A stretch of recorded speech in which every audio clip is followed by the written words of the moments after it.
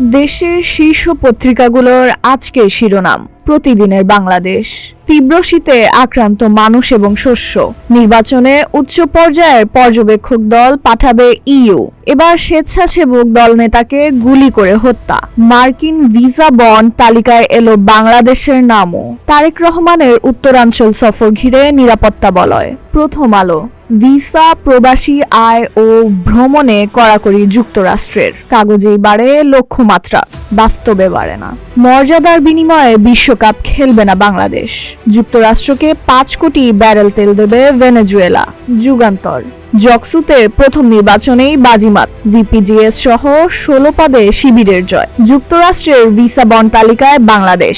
গুনতে হবে $15,000। অস্বস্তিতে জামাত এনসিপি।